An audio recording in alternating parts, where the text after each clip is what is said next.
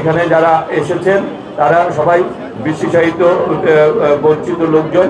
তাদেরকে আমরা একটা হুইল চেয়ার প্রদান করার মাধ্যমে তাদের চলাফেরার জন্য আমরা সুযোগ সৃষ্টি করে দেওয়া, যাতে করে তারা এই চলাফেরার জন্য কারো কাছে হাত করতে না হয়। আমরা আত্মমানবতার সেবায়, যেটি আমাদের দলের প্রতি শহীদ রাষ্ট্রপতি জিয়াউর রহমান এবং আমাদের নেত্রী দেশনেত্রী বেগম খালেদা জিয়া এবং বর্তমান প্রাইম মিনিস্টার জনাব তারেক রহমান আমাদেরকে শিখিয়েছেন, আমাদের পথ চলতে নির্দেশনা দিয়েছেন, যাতে আমরা সকল সময় আমরা আমাদের মানুষের সাথে থাকি, জনগণের সাথে থাকি এবং সমাজে যারা বঞ্চিত, নিপীড়িত অথবা যারা অবহেলিত তাদের পাশে থেকে আমরা যাতে তাদেরকে মানসিকভাবে শক্তিশালী করি এবং তাদের যে অভাবটি রয়েছে,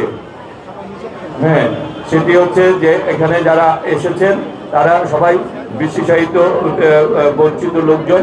তাদেরকে আমরা একটা হুইল চেয়ার প্রদান করার মাধ্যমে তাদের চলাফেরার জন্য আমরা সুযোগ সৃষ্টি করে দেওয়া, যাতে করে তারা এই চলাফেরার জন্য কারো কাছে হাত করতে না হয়। তাই আজকে আমাদের দলের চেয়ারম্যান বাংলাদেশের মাননীয় প্রধানমন্ত্রী জনাব তারেক রহমান তিনি আজকে বলেছেন আমাদেরকে কাজ করতে হবে, দেশের উন্নয়নে ভূমিকা রাখতে হবে, মানুষের পাশে থাকতে হবে, আমাদেরকে মানুষের দুঃখ দুর্দশাকে নিজের করে দিতে হবে এবং তাদের উন্নয়নে কাজ করে তাদের মন জয় করেই আমাদের আগামী বাংলাদেশকে গড়তে হবে। এবং সেই কারণেই আমাদের মাননীয় প্রধান জনাব তারেক রহমান 31 দফার ভিত্তিতে নির্দিষ্ট পরিকল্পনা নিয়েই তিনি এগিয়ে চলেছেন। এবং আমরা মনে করি, আমরা যারা জাতীয়তাবাদী দলের আদর্শে বিশ্বাস করি, আমরাও সেই আদর্শকে ধারণ করব। আমরা এই দেশকে, ঢাকা 9কে আমরা গড়ে তুলব। আমাদের কর্মের মাধ্যমে, আমাদের ব্যবহারের মাধ্যমে মানুষ যাতে আমাদের কর্মের মাধ্যমে, আমাদের ব্যবহারে খুশি হয়, আমাদেরকে সেমনি একটি ঢাকা 9কে গড়ে তুলতে হবে।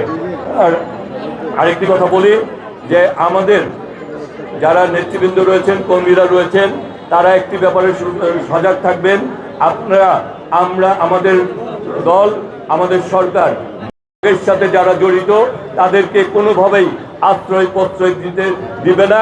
যারা এর সাথে জড়িত থাকবে তাদেরকে যেই হোক তাদেরকে দুদিন আগে আর পরে এর সাথে যারা জড়িত থাকবে তাদেরকে আমরা আইনের আওতায় আনবো এবং দল থেকে আমরা তাদেরকে শাস্তিমূলক ব্যবস্থা করব।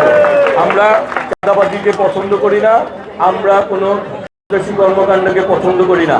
সুতরাং আমরা বারবার বলছি, আমাদের সরকার এই ব্যাপারে প্রতিটি এলাকায় বিভিন্নভাবে টিম নেমেছে, তারা তদন্ত করছে, তারা প্রত্যক্ষ পরোক্ষভাবে এসবের সাথে জড়িত।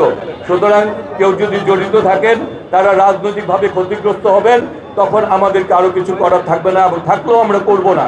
সুতরাং এবং যারা প্রত্যক্ষভাবে জড়িত তারাও কিন্তু শাস্তিমূলক আইনের আওতায় আসবেন। সুতরাং আমরা চাই এলাকার উন্নয়ন করে, আমরা চাই আমাদের কাজের মাধ্যমে, ব্যবহারের মাধ্যমে আমরা আমাদের ঢাকা 9কে গড়তে, আমরা আমাদের এই জাতীয়তাবাদী দলের এই সরকারকে গড়তে, মাননীয় প্রধানমন্ত্রী জনাব তারেক রহমানের হাতকে শক্তিশালী করতে। সুতরাং আজকের এই যে কর্মসূচি, এই কর্মসূচি বেগমান থাকবে।